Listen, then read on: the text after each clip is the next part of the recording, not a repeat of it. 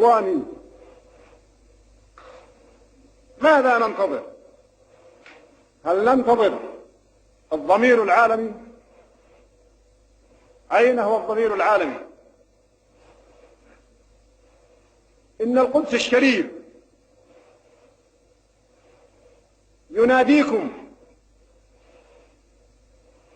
ويستغيث بكم أيها الإخوة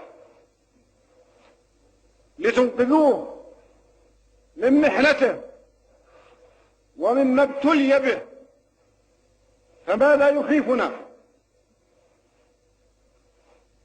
هل نخشى الموت؟ وهل هناك موتة أفضل وأكرم من أن يموت الإنسان مجاهدا في سبيل الله؟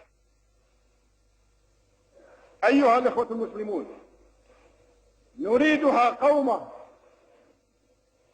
ونهضة إسلامية لا تدخلها قومية ولا عنصرية ولا حزبية، إنما دعوة إسلامية، دعوة إلى الجهاد في سبيل الله، في سبيل ديننا وعقيدتنا، دفاعا عن مقدساتنا وحرماتنا.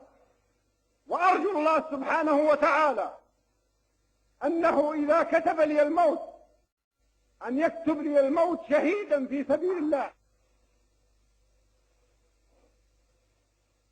إخواني،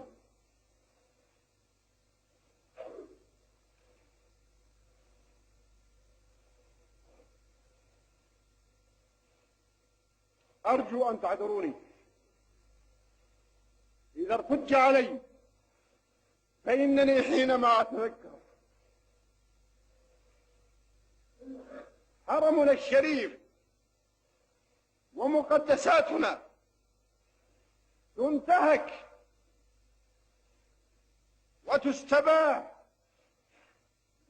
وتمثل فيها المخازي والمعاصي والانحلال الخلقي، فإني أدعو الله مخلصا إذا لم يكتب لنا الجهاد وتخليص هذه المقدسات ألا يبقيني لحظة واحدة على الحياة. الله أكبر. السلام عليكم ورحمة الله.